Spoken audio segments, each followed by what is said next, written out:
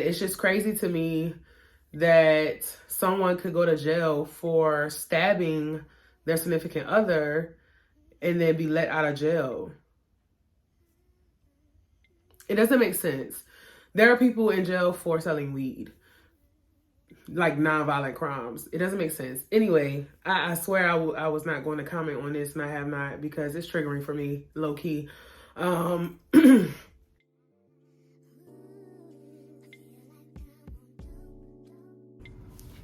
Hi guys, welcome back to another video on my channel. I am Nya B, and welcome to the Nya Be Family.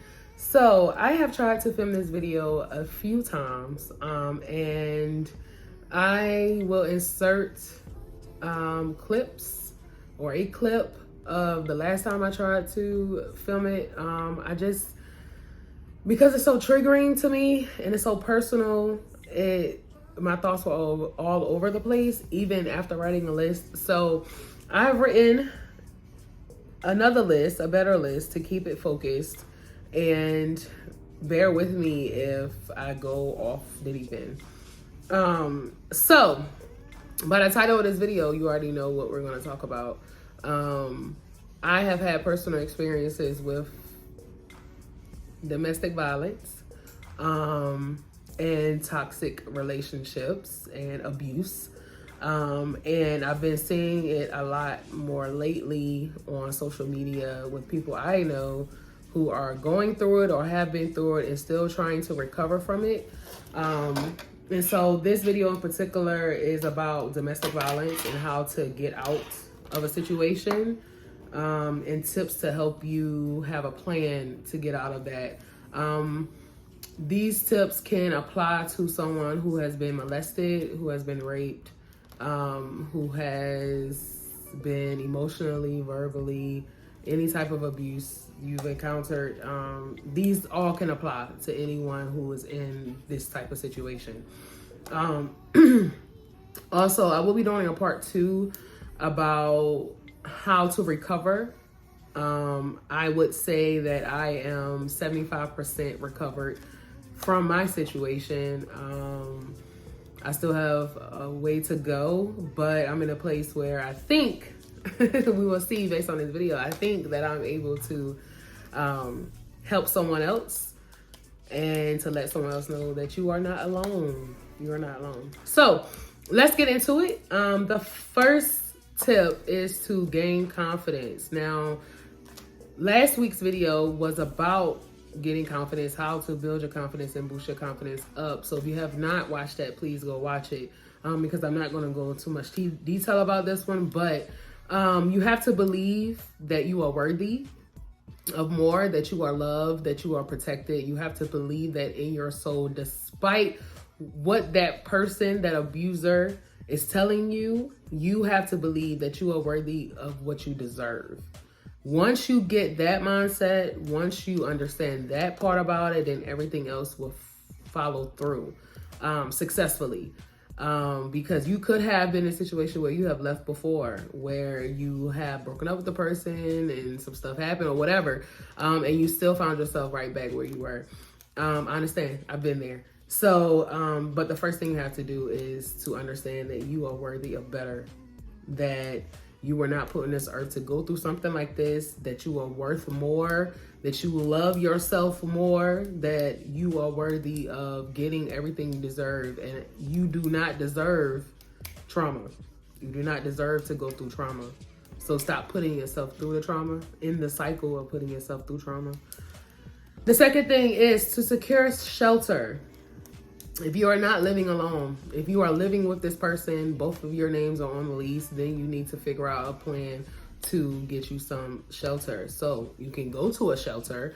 If you are in my area, then I can send you a list of shelters that help women and children, or men, because this video is not just for women and children. This is for men as well. So if you need help with that, DM me, I got you. But if you do not want to go to a shelter, then you need to, it will take a long time. It will take longer for you to do this because you have to wait. But if that's what you're willing to do, that's what you're willing to do. So go to the housing authority. Put your name on the list for housing, Section 8, because at this point it's a crisis. Tell them a little bit of what was going on, that it's an emergency, and hopefully they can expedite the process. If not, try to confide in someone that you trust. It may not be family, you know. It could be a friend, but someone that is willing to let you come there for refuge and to get back on your feet. And honestly, sometimes that's a stranger, unfortunately. But you have to do what you need to do for you. And if you have kids, for your kids. So yes. So then other than that, it's the same tip. You need to secure your home. So get a camera system. I got a Ring camera system off of Amazon. It was a bit expensive. It wasn't expensive. It was just, it cost what it cost. But I did a payment plan on mine. So, because I needed to hurry up and get mine. So, get that. You don't have to use Ring. You can use any other, security system, but make sure that you secure your home. Make sure you know what's going on around your home. Make sure that you have an emergency plan. So, this is for people who live on their own. They don't live with that person, or that person is no longer living in the home with you. Then you need to figure out an emergency plan just in case that person comes back with revenge or a vengeance. Okay. The other thing is that you need to get a way to protect yourself. So for you, if that is a firearm, please make sure that you get it legally. That is, you have a permit or a concealed carry license. Please make sure that you get that. Get a taser. If you're not comfortable with a firearm, get a taser, or get a pocket knife or something that you can keep close to you, especially like in the bedroom and stuff like that, where you could just, at least threaten someone if you need to. The next tip is that you need to solidify your support system. So I know this is impossible. It's not possible. I know that this isn't possible for everyone, because everybody lives different lives. But you need at least 2 to 3 people in your corner that can help you. And whether that's emotional support, financial support, physical support, or whatever, you need some people in your life to help you. Fortunately for me, I have a support system that helped me out when I needed them to, whether that was to scare somebody off or sit outside my house, or, let me stay with them if needed. Yeah, so solidify your support system. You're going to need it. Along with the support system, therapy. Therapy is very important for your recovery. It's important for your exit plan, all of that. But this is specifically for people who are in a situation that need to get out right now, okay? But you need therapy. If you go to betterhelp.com, they can help you. If you do not have insurance and you can't afford therapy and insurance will pay for your therapy, then you need to go to, what is that website?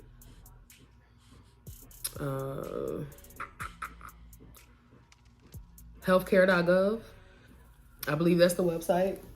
I believe it's called healthcare.gov. And you put in your information and it will give you options of affordable insurance. If you live at the poverty line or below the poverty line, then Medicaid, I believe, does pay for therapy. I'm not sure. Definitely make sure that you get therapy or listen to inspirational videos on YouTube. Sarah Jakes, is it Sarah Jakes Parker? No, that's an actress. Sarah Jakes Roberts. Her, I'm pretty sure y'all know what I'm talking about. She is very inspirational. If I could find the link to this one particular sermon, she is a minister, a pastor, but she is more inspirational than religious, in my opinion. But if I can find this one particular video I watched of hers when I was going through what I was going through, I will put it in the description box, because she definitely put some things into perspective. Anyway, moving on. The next thing you need to do is protect yourself legally. Now, I understand that the court system is not great at protecting women against they're not great at protecting anybody against domestic violence. But in order to protect yourself, just in case you have to, just in case you have to do that, make sure that you have a restraining order on file. Make sure that you have your concealed carry weapon papers. Make sure you have your papers in order. Make sure that you have documented each, moment, each, what is it called? Make sure that you have documented each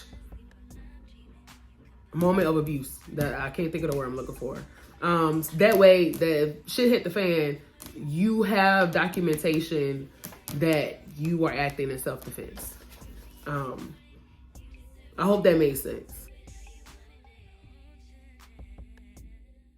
I'm about to be very vulnerable, and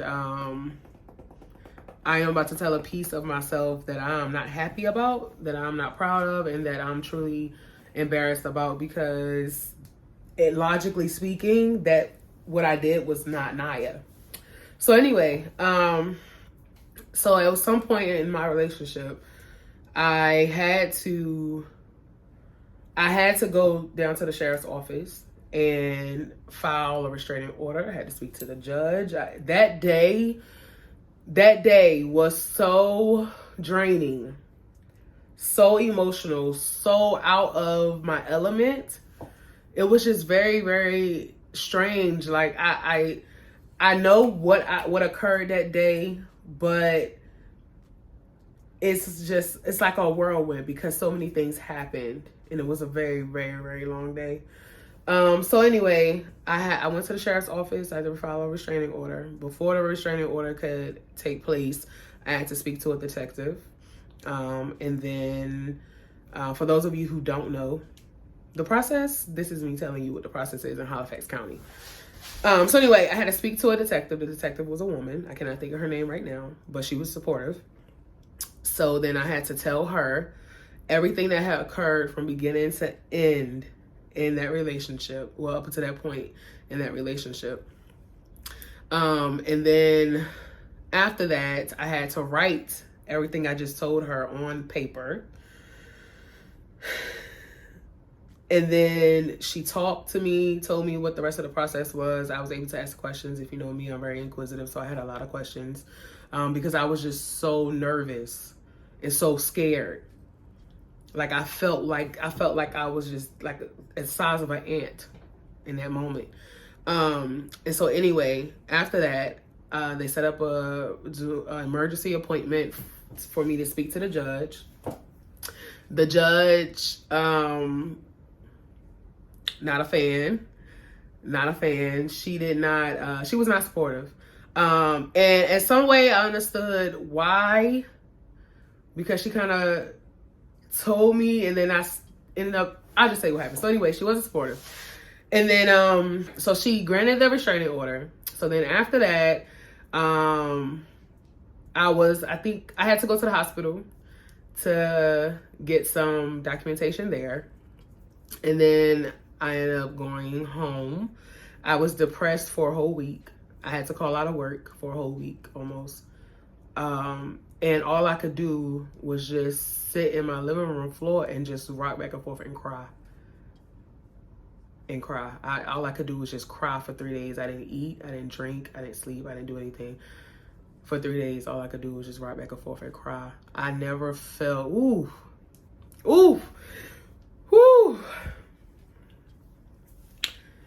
That was one of the lowest moments I've experienced in my entire life. It was. I ain't bullshitting. It hurt. It hurt so bad. I was just heartbroken because it had gotten that far. Because why couldn't you just listen to me, sir? Why couldn't you just listen to me, sir? I forgave you time and time and time again. Time and time and time and time again for months and months and months. And all I wanted you to do was to get therapy and go to rehab. That's it. That's it. That's it. Oh, we're not gonna get into it. We're not gonna get into it. I'm just keep telling you the legal process. Anyway, so that moment made me feel a lot of different emotions. At one point, I wanted to die and all of that. So yeah. So that lasted for 3 days. On the third day, when I was contemplating how I was going to kill myself, and writing the letter to my son, I said, Nya,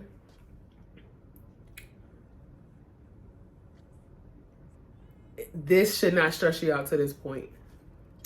It should not get you to this point. It should not get you to this point. You are stronger than that. You're brighter than that, smarter than that. And if it was your time to go, God would have taken you. He let you survive all the moments, and you fought for this many months. Just don't kill yourself. So after I had that pep talk with myself, I got up, took a shower, cleaned up, you know what I'm saying, opened up the blinds. I got myself together, basically. I'm so sure I got myself together. And I think I texted a couple of people and was like, I can't do this. I don't want to go through with the court orders. I just want it to all be over. I just want it to all be over. Cause it's taking me to a place I don't want to be. And everybody that I talked to about it, the few people I spoke to about it, they encouraged me not to drop the charges, just to keep going through with it. And no, that was one moment that I had to listen to myself, because of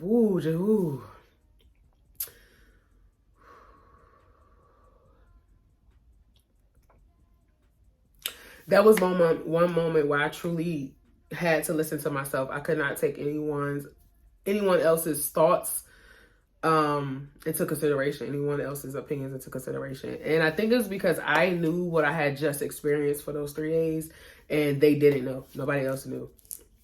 And so they didn't understand how severe it was. I think I maybe explained it to one person, days later or whatever, but nobody knew. So they all was just like, no, we're going to fight it. We're here for you, this and the third. And I was just like, no. And I didn't want to be that person. I kept battling with myself. Like, I don't want to be that girl. This is the reason why the judge didn't want to give me the order. It's because she knew this was going to happen.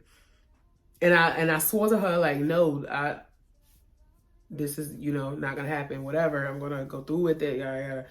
And so I was just fighting with myself. Like, do you push through this to prove the judge wrong?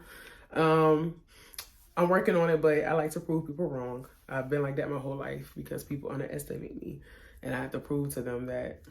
Anyway, and so ultimately, the next day, I went back down to the courthouse. I saw the what's the legal term? Magistrate. I think that's what it is. I don't know. I don't really have that many dealings with the court, because I'm a little goody two shoes, I suppose. But yeah, so I had to go see the magistrate, and I had to say, I had to basically say the story again, and then confirm on paper and verbally that I wanted to drop the charges, drop the restraining order. And I did that.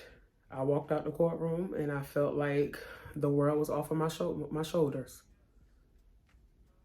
And I cried again, because I was hoping and praying that I made the right decision.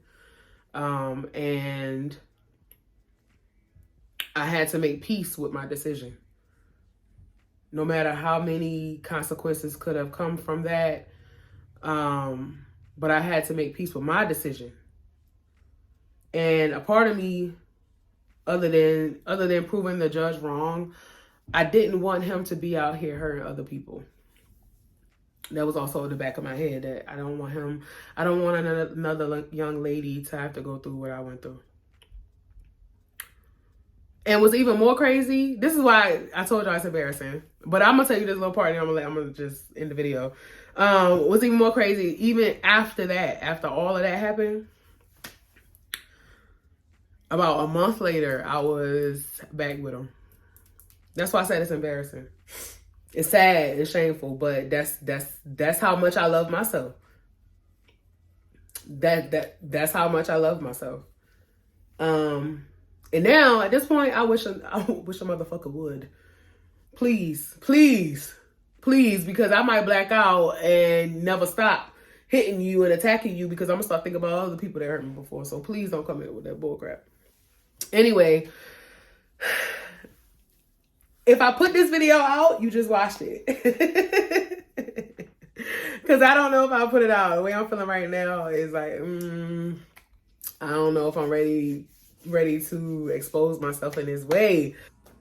The next thing is that you need to create a financial plan to free yourself. So if you are, let's just say you are married to your abuser and you live with your abuser, and that person is giving you an allowance, or they are, the breadwinner, or they are paying all of your bills or whatever. Basically, you don't have any income and you have to rely on this person for basic necessities. If that is the case, then you need to have a plan to set yourself free financially. So this could look like selling some of your items in a yard sale or Facebook Marketplace, or on what's the name of that app? I cannot think of the name of that app. My brain is everywhere right now. But selling is stuff that you don't need. Saving the money that you do get until you get to a point where you can go. Do side hustles, do DoorDash, do Instacart. And if this person is like real gung-ho on you not working for yourself, because obviously if that is the case, that person wouldn't want you to make money, because the financial part is how they control you and keep you around. So you have to do it in secret. You have to do what you have to do. You're just gonna have to do what you have to do. Or you can also, if you are in a place credit-wise, get a loan.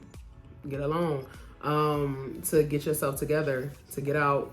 But you definitely need to have a plan to get yourself financially free. And that's gonna look different than for everybody. So I'm not going to, go too much detail about that. But if you need help with that, let me know.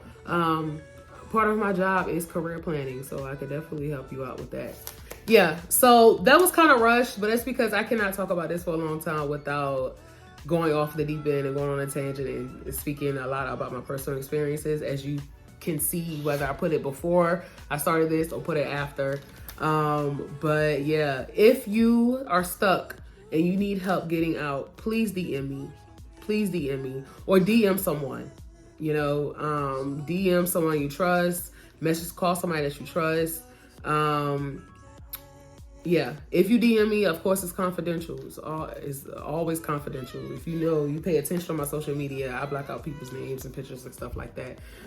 Because I don't know people are comfortable with me sharing their business like that. But yeah, so if you need help, let me know. I will do my best to help you. If you need that list of shelters, let me know. I will send you that list as well. If you need contact information of officers who do care, let me know, because I have a couple who care. Not everyone, but I have a couple who do care. If going through the legal process, like I shared, if that is too much of a stressor for you, then don't feel bad if you don't go the legal route. Don't feel bad, but just make sure that when you leave, you are leaving for good. That means no contact. Ooh, I'll get into all of that when I do the recovery video, because that one is a lot. But just know that you are loved, you are worthy, and you are protected. And I hope that you learned something from this video. And if you need more of an insight, please let me know. I do not mind sharing. Make sure you follow all my social medias. It's up here, down here somewhere. And subscribe to the channel if you are not subscribed. I'm going to do more videos like this because people often feel like they're alone, and you're not alone. I have been through probably almost everything you could imagine. No, I ain't gonna say everything, because it could always be worse. But I've been through some real shit. Some real shit.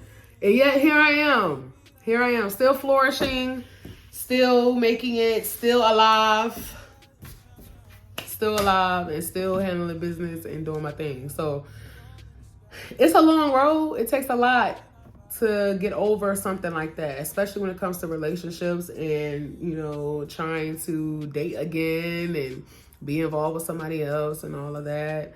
Oh, the other thing I needed to mention, if your abuser is your child's father, your children's father or whatever, don't stay for the kids. Don't let that be the reason that you stay. I'm pretty sure your kids, when they get older, will want us to know that you wanted to protect them and protect yourself and cared about yourself and love yourself enough for you to not stay in a situation that's putting you at harm. Yeah, like, please don't let them be the reason that you stay. Like, the person abusing you can be a parent, regardless if y'all are together or not. And the other thing I wanted to mention too, when I was in my situation, my person said to me, and I think I shared this in one of my videos, but I'll share it on here too. He said something to me that was like the last straw for me. It wasn't even the physical abuse, it was the emotional abuse for me that really had me like, okay, nigga, you got me fucked up. But he basically was just, you know, pointing out all my flaws and telling me that, you know, like, who would ever love me? Like, he was just basically like, who would ever love you? You are fat, you are black, you are a single mother, this, that, and the third, who would ever, like, basically I should settle for him. No, you should not settle for anybody that is doing any harm to you, no matter what is going on. That goes back to the confidence piece. That's the piece that I was missing. It was in my situation, which was really crazy. I was the breadwinner. I was the one that had my own home. I was the one that had a firearm. I had everything except the confidence part. I was in therapy and all of that. Like, it was the only piece I was missing was the confidence part. That's why I put that as tip number 1. If you are not confident in yourself and believe in yourself and understand that everything may happen for a reason, but it doesn't mean it has to keep happening, that eventually you're going to have to learn your lesson, or bad things are going to continue to happen to you. Unless you believe that, you're going to be stuck and you're going to keep going back and keep going back and keep going back. And eventually, which, sad to say, but eventually it's going to end up with somebody either in jail or somebody dying. And I don't want that for anybody. So, yeah, anyway, I hope that you all learned something from this video. Share this video so that other people can learn something. And know something. And yeah, make sure you like, share, and comment on this video. Make sure you subscribe to the channel, and make sure that you hit the notification bell so that you can be notified when I upload another video. You are loved, you are worthy, and you are protected. Stay easy, stay breezy. I'll see y'all later. Bye.